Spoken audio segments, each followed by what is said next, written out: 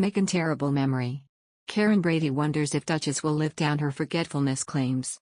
After a string of emphatic denials that she had nothing whatsoever to do with the sycophantic biography, Finding Freedom, it turns out Meghan Markle did brief the book's authors via her then PR, Jason Knauf. Karren Brady has weighed in with her thoughts on Meghan Markle's court statement last week.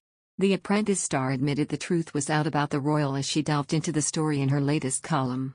In the light of the information and documents that Mr. Knauf has provided, I accept that Mr. Knauf did provide some information to the authors for the book and that he did so with my knowledge.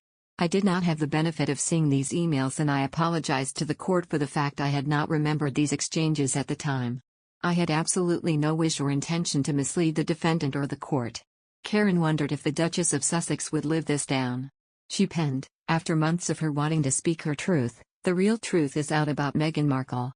This week she apologized to the Court of Appeal for failing to remember she told an aide to brief the authors of the Finding Freedom biography. Karren admitted while she has a memory like a sieve, she can't imagine forgetting something like this. She added, the court may accept her forgetfulness was genuine.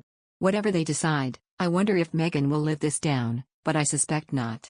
However, the businesswoman did also share how she felt sympathy for Meghan as well over her father's comments on her. Knowing, therefore, that any communication she had with her father was more than likely to become public knowledge, in a way, can you blame her for having that in mind when she wrote to him? Karren added.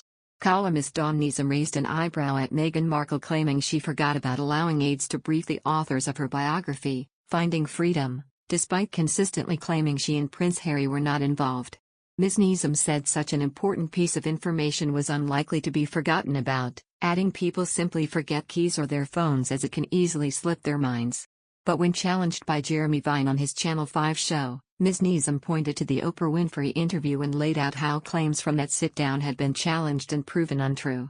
Speaking on Jeremy Vine on 5, Ms. Neeson discussed the legal battle between Associated Newspapers and Meghan Markle and shared her take on the events. She told the program, "But I mean, you know, Jeremy, you forget where you put your keys or your phone. You do not forget helping out to put a book together."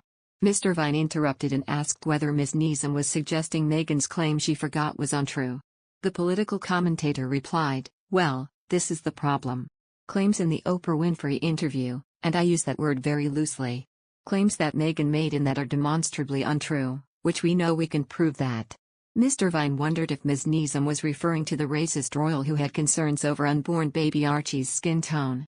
Ms. Neeson recalled the Buckingham Palace response which said recollections may vary and said there was contradicting statements from Harry and Meghan over when the concerns were first raised.